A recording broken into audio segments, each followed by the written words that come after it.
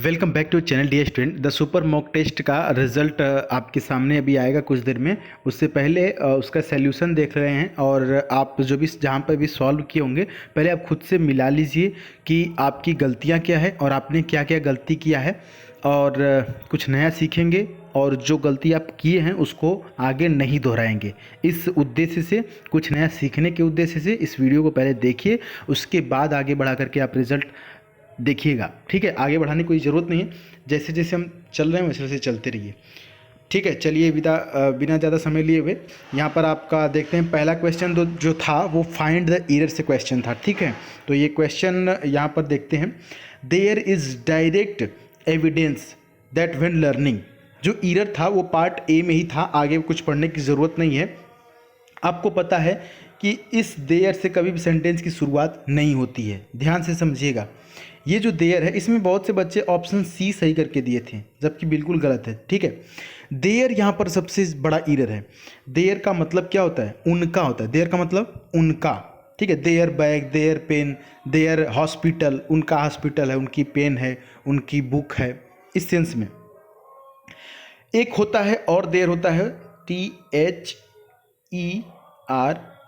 ये वाला देयर, ये वाला देयर यहाँ पर होना चाहिए था। ये वाला जो देयर है THERE देयर, ये इंट्रोडक्टरी सब्जेक्ट है।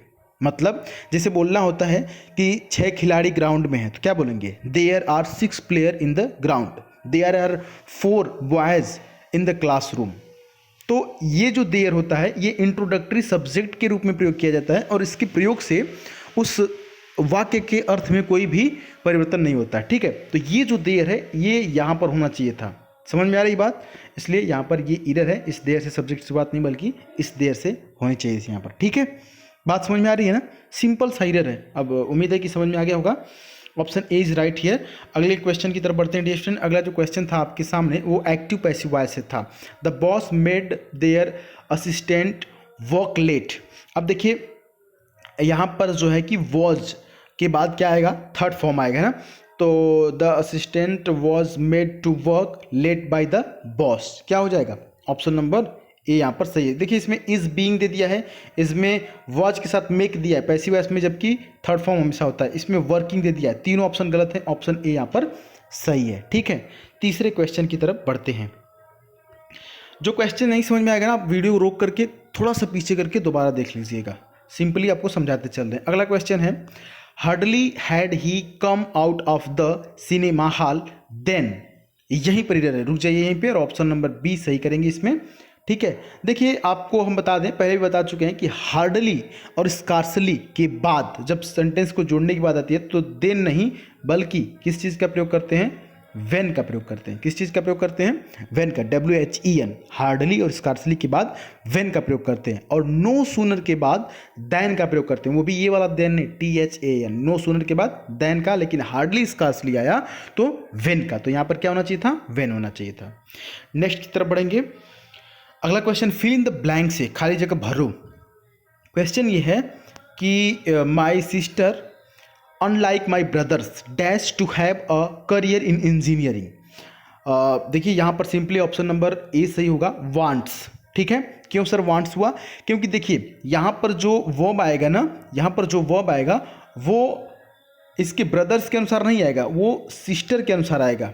माई सिस्टर सिंगुलर है, इसलिए वर्ब में SAES, वांट्स। ठीक है सर, क्यों सिस्टर के अनुसार आएगा, ब्रदर्स के? देखिए आप लिख सकते हैं, एक रूल है और आपको पहले भी हम बता चुके हैं, जब दो subject like, unlike, well, as well, along with, together with से जुड़े हो तो जो वर्ब आती है वो पहले सब्जेक्ट के अनुसार आती है। तो यहाँ पर पहला सब्जेक्ट कौन है? My sister. माई सिस्टर क्या है? सिंगुलर है, एक है, इसलिए यहाँ पर वांट्स होगा। ठीक है, ऑप्शन ए यहाँ पर सही है। पांचवें क्वेश्चन की तरफ बढ़ते हैं। पांचवा सिमिलर बताना था। सिमिलर मतलब साइनोनिम लिखा हुआ है ऑपुलेंट। क्या लिखा हुआ है? अप्यूलेंट। अप्यूलेंट का मतलब होता है समृद्ध, जिसको धनी बोलते हैं। तो क्या होगा? रिच। रिच मतलब धनी, ऑप्शन डी सही है। बाकी क्या आपको समझ में आ रहे हैं ऑप्शन? ऑब्सक्योर मतलब हो सकता है कि आपको नहीं समझ में आए, ऑप्शन सी में जो है ऑब्सक्योर का मतलब क्या होता है? अस्पष्ट। ऑप्शन डी यहाँ पर सही है। बाकी हार्ड वर्किंग आपको समझ में आए, कंफर्टेबल भी पता है। आगे बढ़ते हैं। अपोजिट बताना था। अपोजिट मतलब एंटोनिम।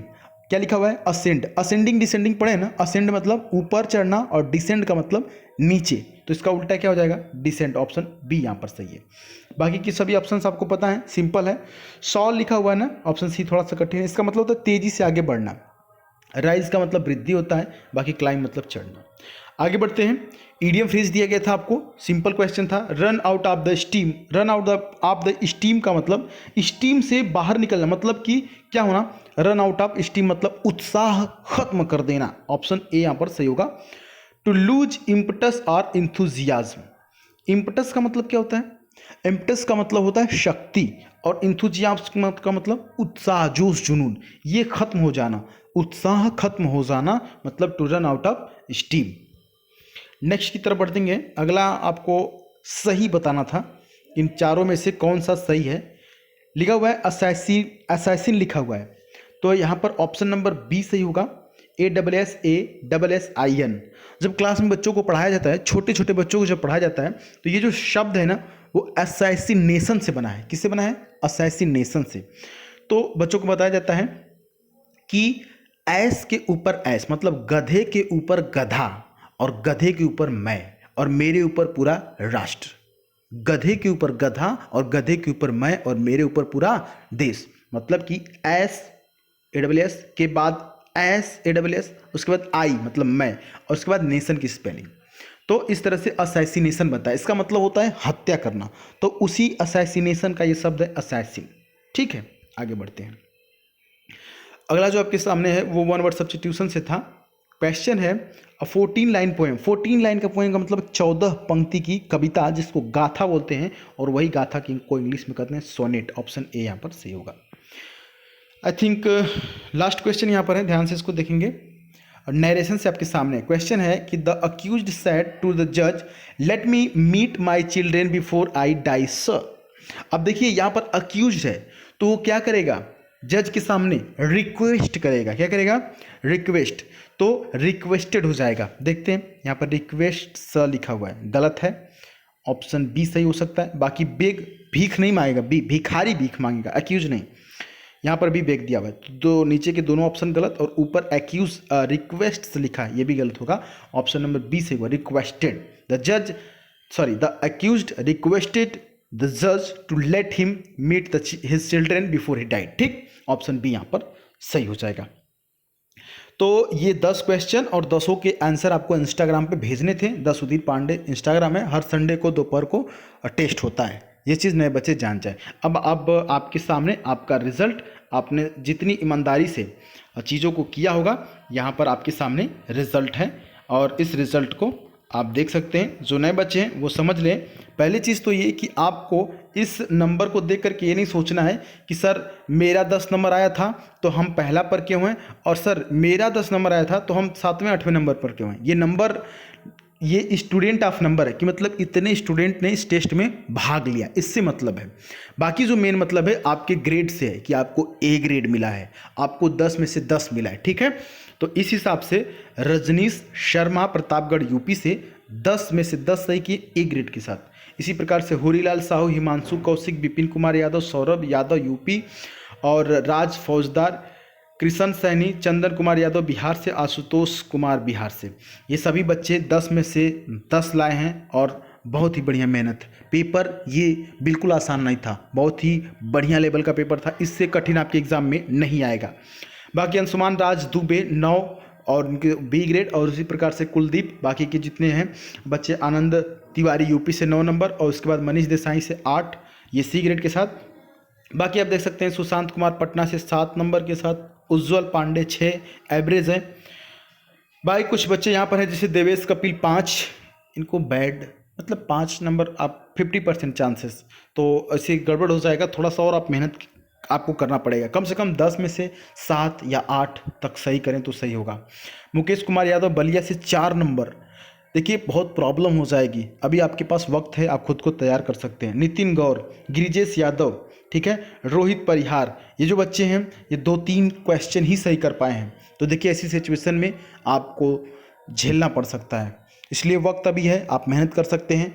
और चैनल पर नए तो जुड़ सकते हैं। जितनी भी चीज़ें यहाँ पर कही जाती हैं आप कर सकते हैं और उससे आपको बहुत ही बेहतर लाभ मिलेगा। प्लेलिस्ट बनी हुई है, आप प्लेलिस्ट में जा कर के जो प्रैक्टिस वाली जो वीडियोस है उनके माध्यम से आप प्रैक्टिस कर सकते हैं। वोकैबुलरी वाली है जो इडियम, फ्रेज, एंटोनिम, सिनोनिम, उससे आप अपना वोकैबुलरी सेक्शन मजबूत कर सकते हैं। जो ग्रामर, नाउन वगैरह वाली वीडियो है उससे आप थोड़ा सा इंप्रूवमेंट अपने ग्रामर वगैरह कर सकते हैं।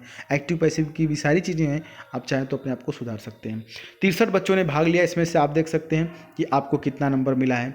बाकी एक हैं सुरंजन कुमार, 0 एक्सट्रीमली बैड। इन्होंने कहा कि सर मेरा भाई जो है कि पेपर सॉल्व किया था। भाई करे या चाचा करें उससे न मतलब है, मतलब तो ये है कि आपका 10 में से एक भी सही नहीं हुआ था। इस तरह से लापरवाही करेंगे तो फिर तैयारी करने कोई मतलब नहीं है। ठीक है, तो ये आपके सामने रिजल्ट है और इस रिजल्ट को हम इंस्टाग्राम पे डाल भी देंगे। इंस्टाग्राम पे बच्चे कहते हैं कि सर मेरा नहीं आया। जैसे इंस्टाग्राम पे क्या होता है, इसका स्क्रीनशॉट लेकर के अपलोड करते हैं तो एक स्क्रीन में जितना आ जाता है 15-20 लड़कों का, 24 लड़कों का, एक से लेकर के 24-25 लड़कों का, तो वही वहाँ पर जा पाता है। बाकी के जो बच्चे नीचे हैं उनका वहाँ पर नहीं हो सकता है क्योंकि फ़ोटोज़ के माध्यम से लगाया जाता है। तो ये आपका रिजल्ट है। इस रिजल्ट को आप चाहें तो हम भेज देंगे टेलीग्राम पर। ठीक है, टेलीग्राम के लिए द सुधीर पांडे। मिलेंगे अगली वीडियो में, तब तक के लिए जय हिंद, वंदे मातरम।